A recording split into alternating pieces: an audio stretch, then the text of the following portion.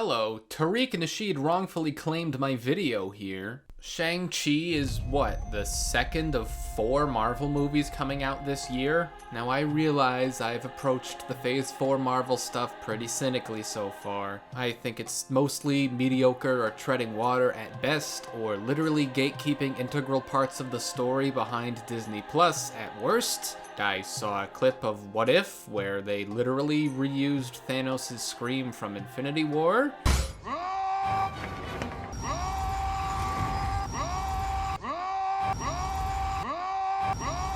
And that's how I knew I wasn't missing anything.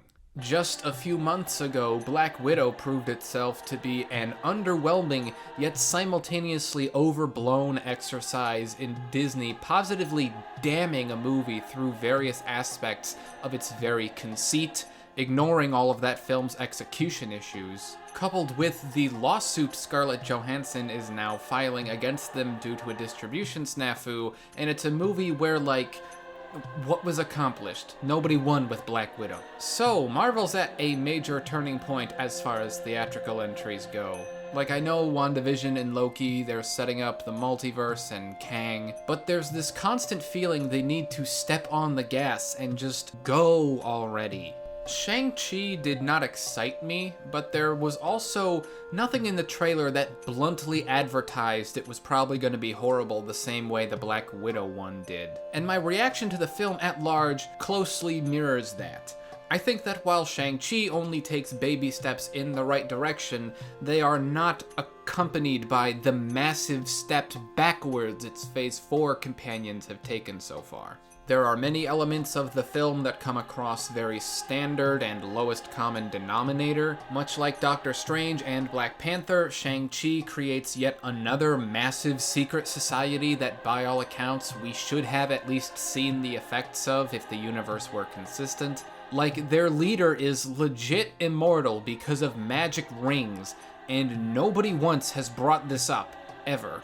This can only happen so many times. And I'm not looking forward to hearing about yet another super powerful organization that was on Earth the whole time in Eternals. Destin Cretton is a more than competent director, having brought us the wonderful short-term 12, but I don't see his style fully taking shape in this film. The Marvel formula is pushing back against him. One of the first action beats in the movie is as abrupt and inorganic as a couple goons walking up to Shang and basically asking to fight him.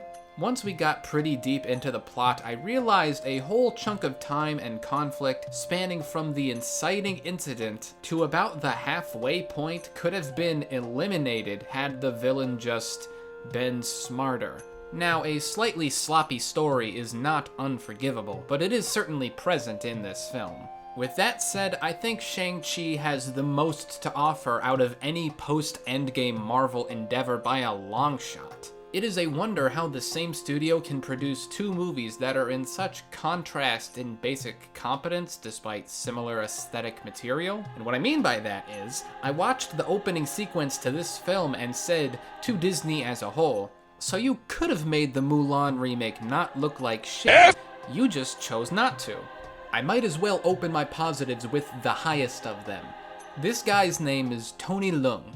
He's been in real movies, like Criterion Crown Jewel tier movies. He's basically the Robert De Niro to Wong Kar-wai's Martin Scorsese, and he gives the single best performance in the entire MCU from a purely acting standpoint. Other performances may have resulted in characters who were more entertaining or overall more satisfying due to working with better material. I think Thanos, Iron Man, T'Challa, Loki are examples, but out of sheer acting talent, I can't think of an actor who did a better job. And if there's going to be downtime in between your action beats, having an actor perform this well will only ever help your film. I hate to say he completely overshadows Simu Liu in his own film, cause he seems like a real charming guy in real life, and he's not at all bad in this, but that's really what's happening. Shang-Chi continues the Marvel tradition of borrowing genre elements that aren't purely action-based and using them as a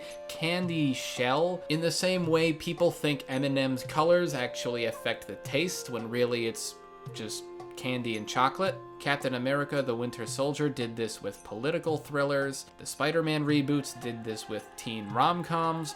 And Shang-Chi does this with martial arts films. A byproduct of this choice means one of the film's greatest strengths is its grasp on scale. While the climax eventually betrays this idea to an almost Batman v Superman degree, I love how for most of the film Shang is just a guy who knows martial arts. In a similar vein, the genre Cretin's taking after kind of forces the action to be a bit more practical. There's an emphasis on the kind of, pew-pew action revolving around these magic rings in the trailer, but that's a vast misrepresentation of what the majority of the film's action is. It's sad Disney's never going to allow somebody to put in the kind of effort you need to make a Game of Death or Crouching Tiger, Hidden Dragon. So there is some shaky cam and obvious CGI touch-ups, which delegitimizes the truest thrill of martial arts movies. However, I cannot write it off completely, as in their own right, the stunts are still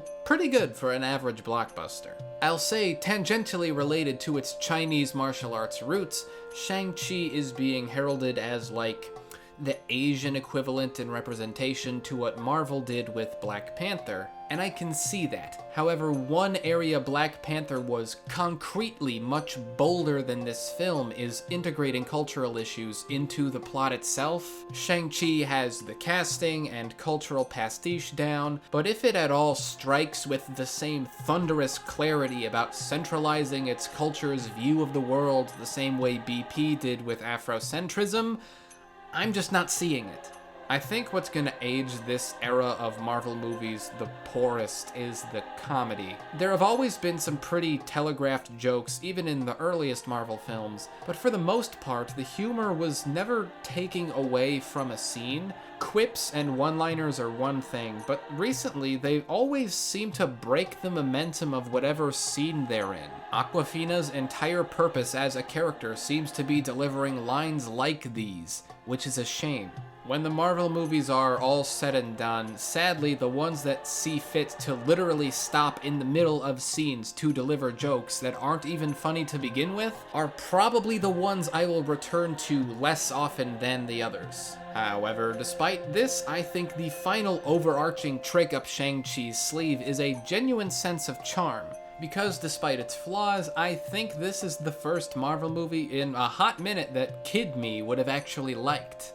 I mean, because despite some downtime, there is a man with a detachable knife hand, characters wearing badass dragon-scaled armor, and it's just not fucking boring. And that's most of what I have to say about Shang-Chi. It is just another Marvel movie using a subgenre as this thin fog of pretensive uniqueness, with various highs and lows among its approach to Marvel formula elements. I never thought I'd be pining this hard for a Marvel movie to return to just the basic level of competence they had before. But credit where it's due. I'm giving Shang-Chi a low 6 out of 10, and that's it. So, did you like this movie more than me? Less than me? Well, if you care to, please tell me.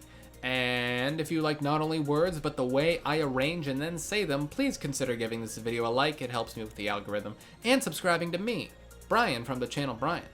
Thank you, and goodbye.